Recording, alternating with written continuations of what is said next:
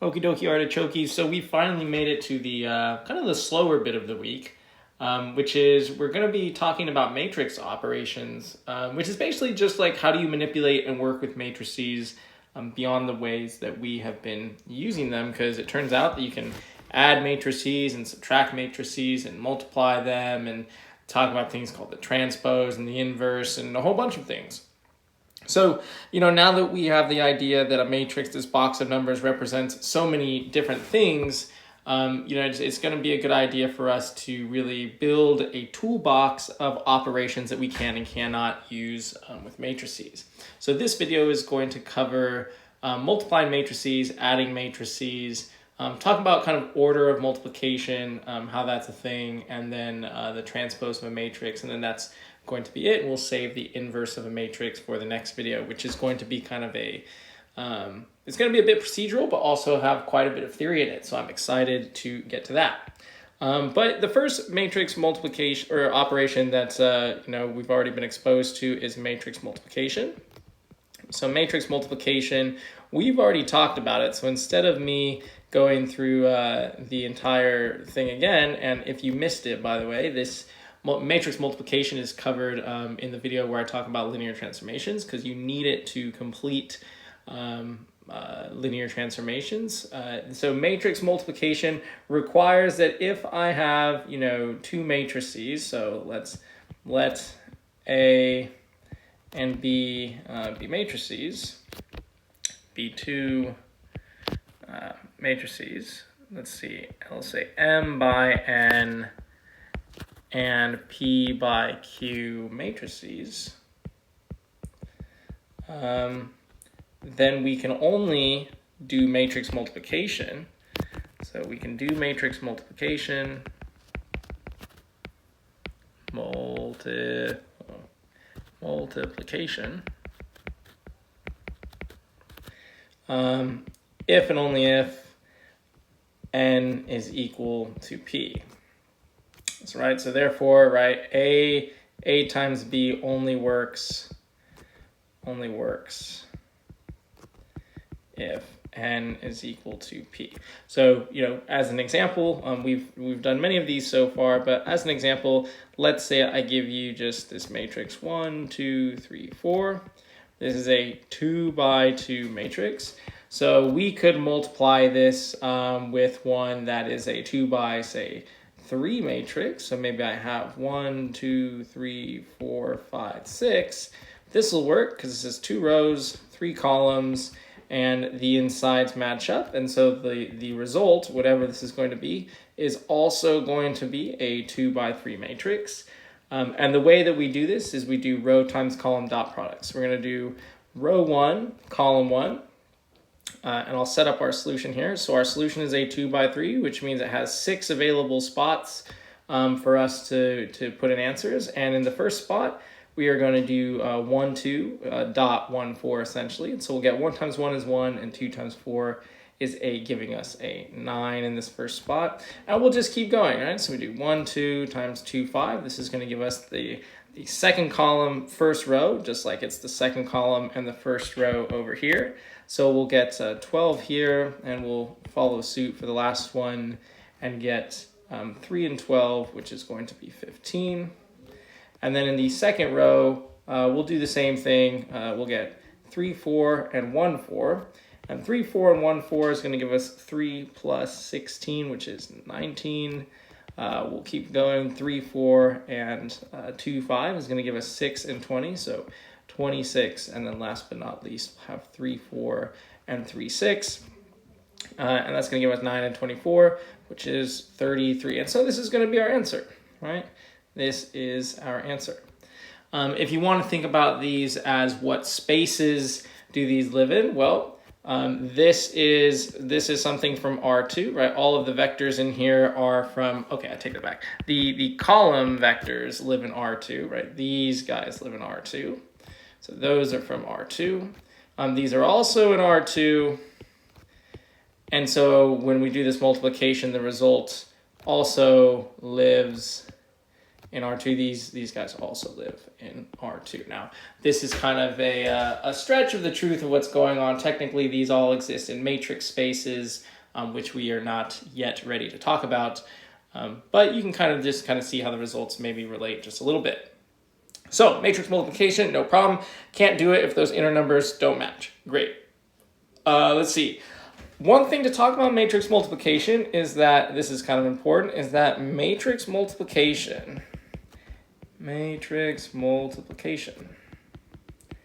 unlike regular multiplication with numbers, is not commutative.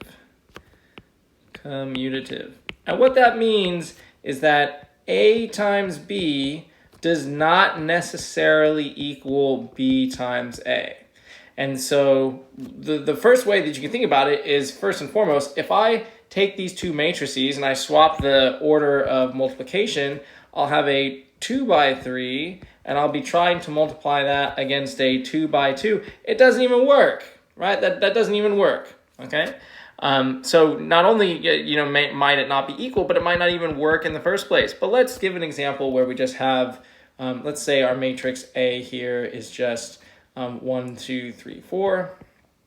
And our matrix B, let's make this 4, 2, 2, 0. Okay. So if I do the multiplication here, this one I'm going to just do a little bit quicker. So row times column, so I'm going to get 4 and 4 is going to be 8 for the first spot. I'm going to get 2. I'm going to get a, let's see, 3 times 4 is 12 plus 8 is 20. And then I'm going to get just 6 for the last spot. Great. And so now if I swap the order of these, if I do 4, 2, 2, 0, and then I do 1, 2, 3, 4, let's see what we get. So in this one, if I do row times column, I get 4 plus 6, which is 10. So immediately, right, already not the same. I'll get 8 and 8, which is 16. I'm going to get 2, and then I'm going to get 4 right here. So completely different things. Now, why might this kind of be expected to happen? For now, I'm going to say just because it doesn't, right? Like this is it. The one way you can kind of think about it is like, if these are transformations, right? This is a transformation, kind of like some function, and this is a transformation and it's doing something to something. The idea is that function composition is not commutative either. Excuse me. So like from algebra class, right? There's times when you do function composition where you're doing f of g of x, and then you'll be asked to calculate g of f of x, and the answers that you get are definitely not the same, not always the same.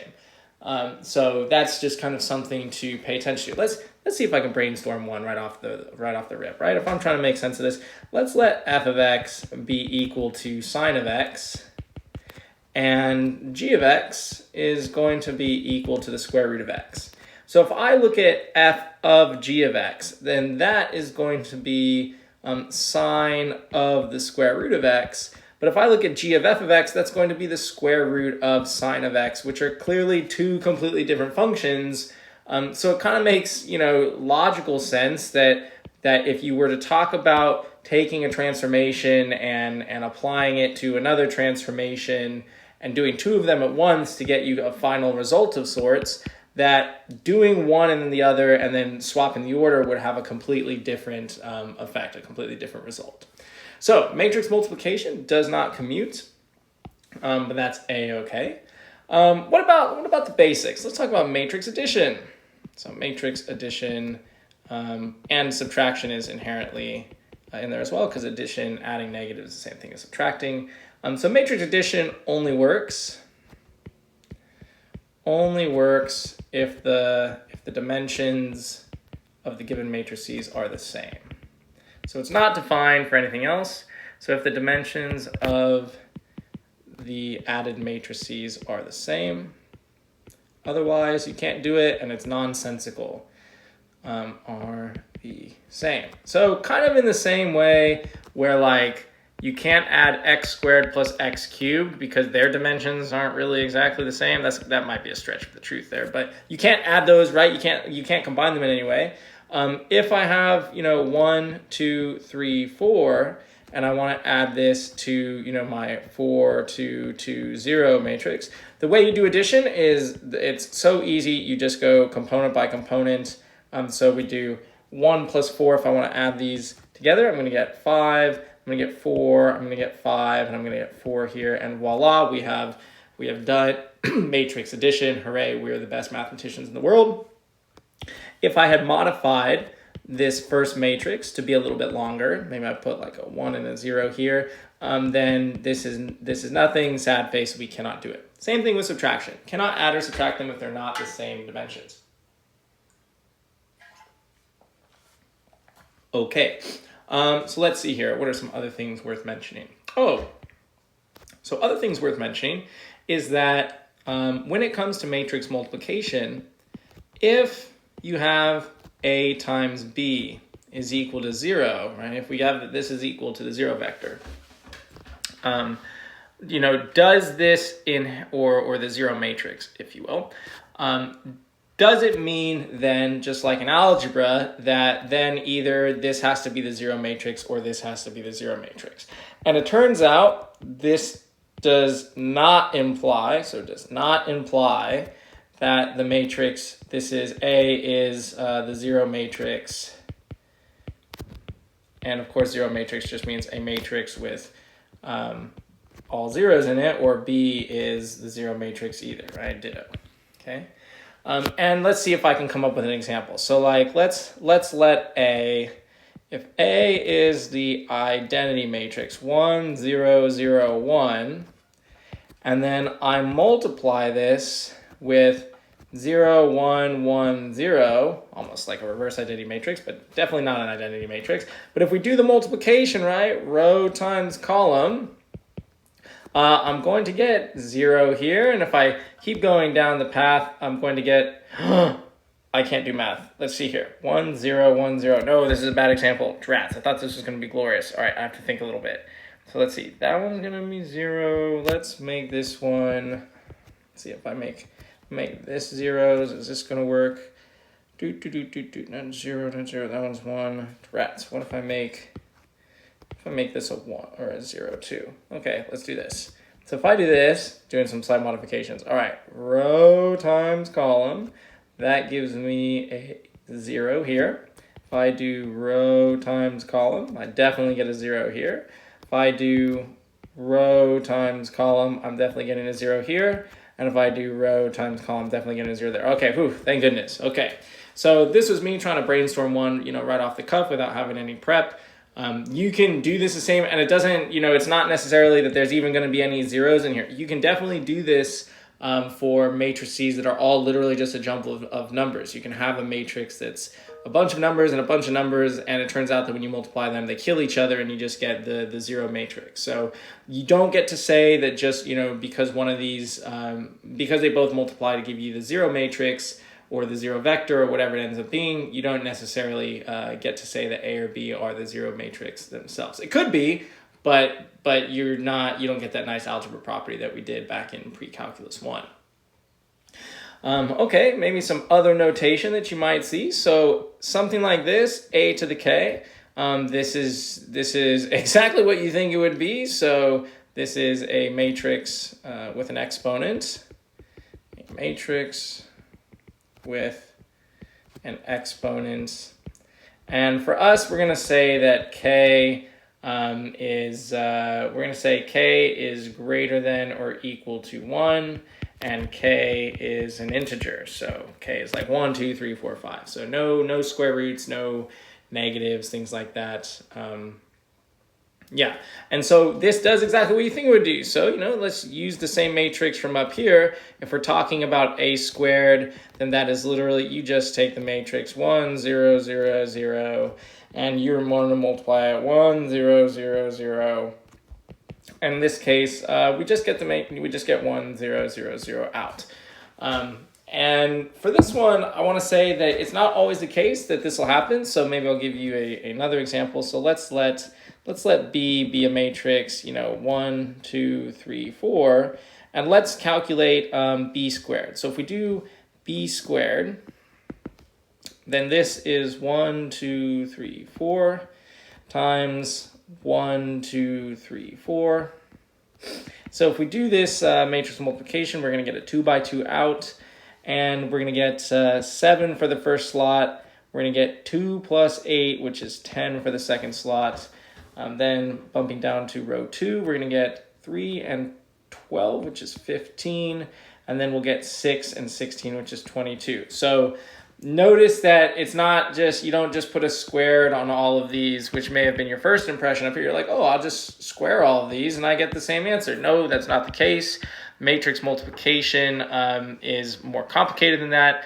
You have to actually multiply things out, just like foiling. There's more stuff going on than if you just, put a squared on every single term. So matrix multiplication, when you're talking about exponents, you just multiply things together, and yeah, if it's cubed or to the fourth or to the fifth, you just gotta kind of do it. Great. So I guess the last thing to talk about is this new concept. So those are all, oh, actually, I guess one thing I want to point out. So matrix division does not exist. Matrix division is not defined / does not exist. Does not exist. The way you can think about that, again, why that might make sense, is, for instance, if I give you a function f of x is equal to, the square root symbol, right? It's the square root of something. What would the dividing by this function even mean, right? Like if a matrix represents a function or a matrix is a transformation, what does it mean to divide by this mapping? What would 1 over the square root symbol mean? And it turns out, like, we don't say things like that. We don't do it like that. What we do talk about, though, is we talk about like inverses of functions. And we would say, oh, well, the inverse of this is like x squared because these cancel each other out. And it turns out that our way of dealing with saying, like, if I have the square root of 7, and I want to kind of get rid of this, instead of dividing by root 7, what we could do is we could, the idea would be to square both sides, and then all of a sudden we have the number 7 or something like that. So we get around this in the same way with matrices. We use inverses, and again, this video is not to cover inverses, but it's just to maybe provide a bit of justification why matrix division is not defined. So multiplication is like, it is like function composition. There is no division of function composition, if you will. So the last thing is going to be this new topic, and so the definition is the transpose of a matrix. So the transpose, or I guess the transpose is the word. The transpose of a matrix. The transpose of a matrix takes all the columns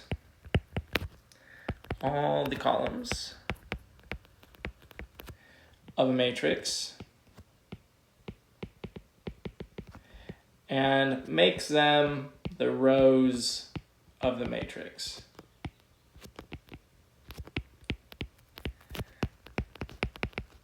Or vice versa, it takes the rows and makes them the columns.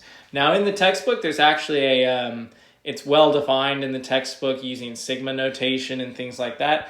But I think the best thing to do is to just show you with an example. So for instance, given that A is equal to the matrix 1, 2, 3, 4, the transpose of this is going to be denoted, so AT, like so.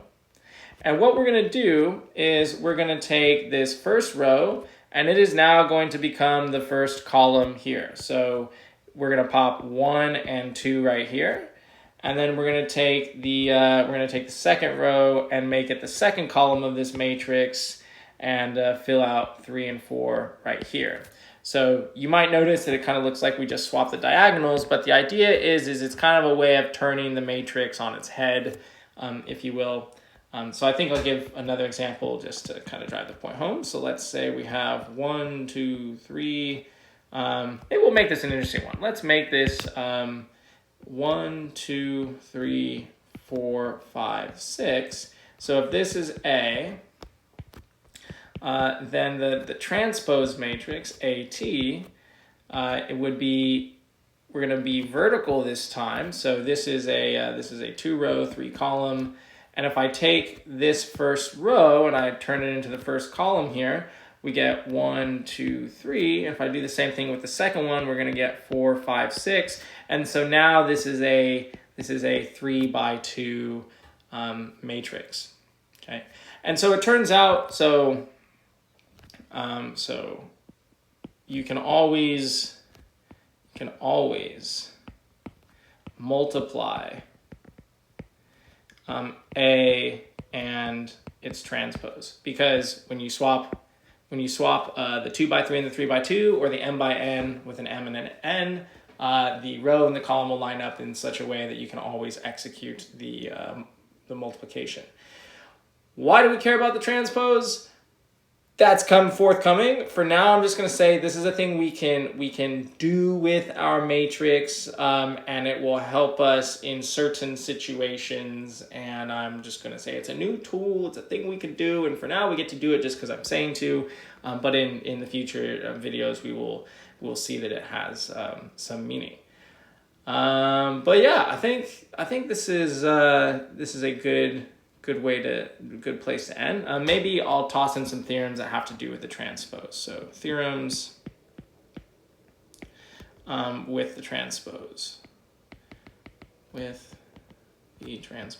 So these are some properties that might seem very straightforward. I think in math, sometimes the instructors, they'll throw some theorems at you and be like, well, duh, those are common sense. But it turns out that as you progress in math, a lot of things that feel like they should be common sense actually don't end up being common sense. For instance, like A times B, you would think that B times A would be the same thing because that's just common sense, but it turns out that it's not. And someone realized that, and then clearly it's like, okay, well, this is not true. So it kind of behooves us to prove that some of the simple stuff that we're learning actually holds true. So one such theorem is that if we take the transpose of the transpose, what do you think we get? Yeah, we're just going to end up back with the same matrix we started.